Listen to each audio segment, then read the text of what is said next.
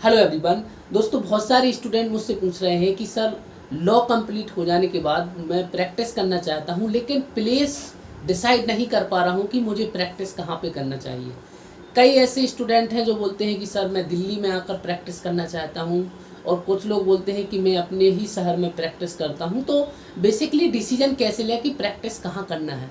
तो दोस्तों, मैं आपको एडवाइस दूंगा कि अगर आपके पास कोई डिस्ट्रिक्ट कोर्ट है आपके घर से, मतलब अगर पास में कोई डिस्ट्रिक्ट कोर्ट है, हाई कोर्ट है, तो आप अपने एरिया में जहाँ पे आप रहते हैं वहाँ पे प्रैक्टिस करें। और प्रैक्टिस में 1 या 2 साल शुरू में आप किसी भी ट्रायल कोर्ट में प्रैक्टिस ज़रूर करें, क्योंकि जो प्रोसीडिंग लॉ है उसके जो बेसिक्स है वो आप ट्रायल कोर्ट में ही सीखेंगे।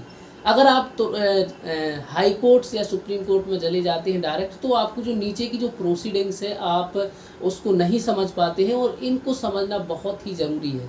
तो किसी भी डिस्ट्रिक्ट कोर्ट से शुरू कर सकते हैं, और आपके लिए बेनिफिट जब और ज़्यादा हो जाता है जब आप अपने एरिया में कहीं पे प्रैक्टिस करते हैं। तो क्या होता है कि आपकी जो पहचान है वहाँ पर होती है। पहचान होने के बाद आपके जो दोस्त हैं, रिश्तेदार हैं, आपको केस देते हैं।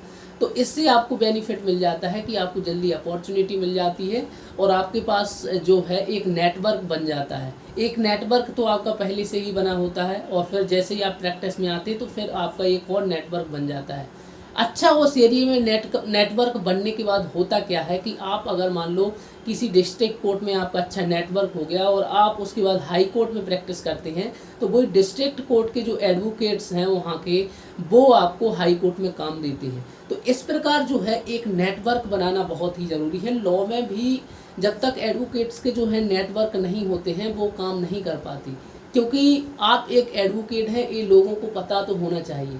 अब लोगों को पता ही नहीं तो आपको केस कहाँ से मिलेगा। इसलिए अपना एक नेटवर्क बनाना ज़रूरी है। तो आप अगर अपने एरिया में अच्छे से प्रैक्टिस करते हैं और आपका एक नेटवर्क बन जाता है, तो आप फिर बहुत अच्छा कर सकते हो। हाई कोर्ट में अच्छा नेटवर्क बनता है, और उसके बाद आप भविष्य में सोचते हैं कि मैं अब डायरेक्ट सुप्रीम कोर्ट में प्रैक्टिस करते हूँ, तो सुप्रीम कोर्ट में जो भी केस आएंगे आपको अधिकतम उसी हाई कोर्ट से ही केस मिलेंगे।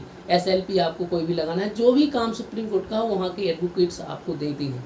तो इस प्रकार एक क्या होती है, चेन बन जाती है, एक नेटवर्क बन जाता है, और उस नेटवर्क के माध्यम से आपको केस मिलते रहते हैं। आप बहुत अच्छे केस जो हैं आप हैंडल करना शुरू कर देते हैं।